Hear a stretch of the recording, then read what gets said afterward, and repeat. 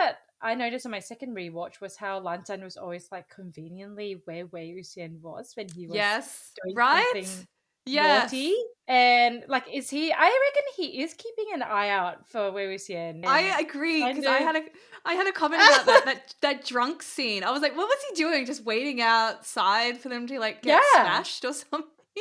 he's always there conveniently. I think he does pay attention to Wei Wuxian like a lot earlier, like from the start, really. I agree, because I think when I finished the show, I said to you, I'm like, this is like borderline BL. I don't know how it really can be considered BL. And then I watched it again and I'm like, no, it's BL. It's It's BL. definitely BL. Yeah, It's so because obvious. there's so many moments where you just see, particularly London, he's just so infatuated by him. He's always staring at him longingly, and I just can't believe how I didn't really notice that when I first watched it. See, same. That's why the like went over my head the first time. It's so obvious. You have to like rewatch it and analyze in order to see everything that he's doing. There's so many instances of Oh, him he's so like looking jealous. on, He's as you said, like constantly he's jealous. always around Wei Wuxian without you even like really noticing that he's around. Another one with like Lanzan being around just watching Wei Wuxian whenever and wherever was a tiny moment where it's like Wei Wuxian's like punished and he's like playing with ants, but from behind Lanzan can't see. Yes, the stick. So he thinks Yeah, he's I love crying, that. and then he goes and Yeah, like tries to comfort him, and then he realizes what's happening, comfort and he's him. like, Yeah, "Fuck you," and then he leaves. But yeah, like yeah, my question is always like, Lanzan, why are you walking this way? Like, why are you hovering yeah, around Wei Wuxian all the time? And I never questioned him the first time, but the second yeah. time, I'm like, yeah, you're everywhere. I think I must have watched a gay panic compilation clip on YouTube or something before I watched this show. And that's why I found this moment so funny, was because this scene is often referenced a lot in like fan made like edits. When Wei Wuxian obviously takes the headband off him, and just the panic on his face is just hysterical to me. Because there's a lot of gay panic moments for Lunjan in this scene. I Yeah. didn't realize how many there were until I was making notes. But the next big one was Wei Wuxian's like, oh, I need him to cough up the clotted blood or whatever it is. Oh, Wei Wuxian tries to strip him. I love that the first thing he thinks, oh, how can I get him to cough up blood, is, oh, I'll strip. Piss him off by stripping him.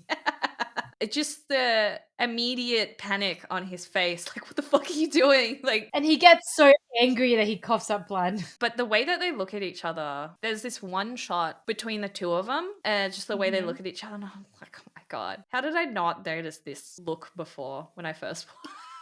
I don't have like specific moments from the cave scenes.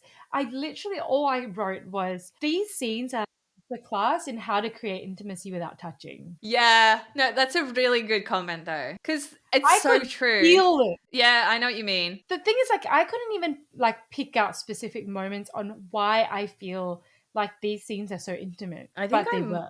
I'm more doing that just because like there's so many details that they've had to subtly put in to get around that censorship, I guess. So for me, it's a Yeah. lot more apparent. I don't even think they hug. Do they even hold hands? Like, there's No, nothing like they that. barely So touched. they They hardly just looked touch. into each other's eyes, and that in itself was electrifying. That's what makes it so impressive. I think that's what makes it, I wouldn't say better, but because they've had to work at building it up, in a Yeah. way it makes it better than a lot of shows that have a lot of that physical contact. So Not to rub it in, but imagine if we had both. Like, how I elite know. would the show be? I know. That's something I'm always thinking about. Can you imagine if they didn't have to worry about that stuff? Like, because it's not even just their relationship, it's other things that they leave out as well. Like all the jokes, all the like gay jokes that Yeah, I know. particularly Wei Wuxian does when he comes back. And I also find it hilarious that like they made Mo Xianyu like gay. Everyone was like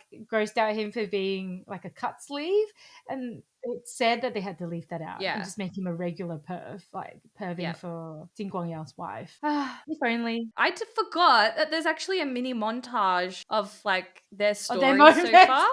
I was like, how the fuck did I forget this? Like, I totally forgot about that. I don't really know why there needed to be one though, but maybe because we binge watch it, because I was kind of like, I just watched this. I mean, it was I cute don't need though. help remembering this. And then obviously the callback to the book and Lantan Mara thing that the song's name is Wuxian. Like that's I literally, this is obviously my a next key note. moment. Yeah, this is my next note. So we get our first reference to Wuxian. Wuxian. Unless you've read the book, they never really reference the name though.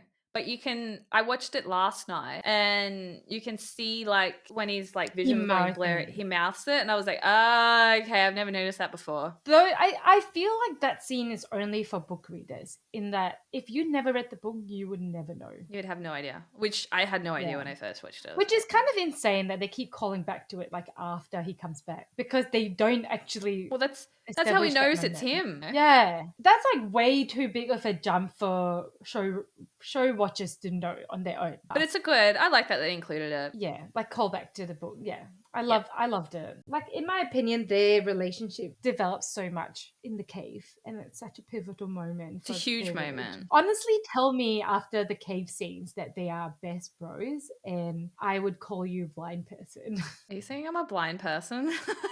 You? No way. Well, you mean after watching that you thought they were just friends? So I don't know where I read it from, but I like to go and read like the synopsis or the general like idea of what the show's about. And like when I was looking at the tags for wherever it was on, it said like implied BL or something like that. It didn't say it was like a straight classic, BL. And so I was like, okay, so it's more going to be a bromance, which I've watched shows like that before. So I was was it really looking for their moments together, if that makes sense? And so I think I overlooked quite a lot of it on initial watching of it. You're insane. Yeah, I wasn't outwardly looking for these moments, which I think is why in my notes I do notice like a lot of these subtle things now. I think the reason why I don't mind watching Chinese BL is that a lot of times they call it like a bromance, but the romance is done so well that you don't need any intimacy. So like even if it had stayed at the level of The Untamed, I don't like I'd happily watch it. It's so done so well. And I don't see the bromance. I don't see the platonic like sort of relationship aspect that a lot of people like they want you to see. So yeah, I don't mind it. Whereas I've watched actual bromance where it's like they're just part of a friend group and it's so different.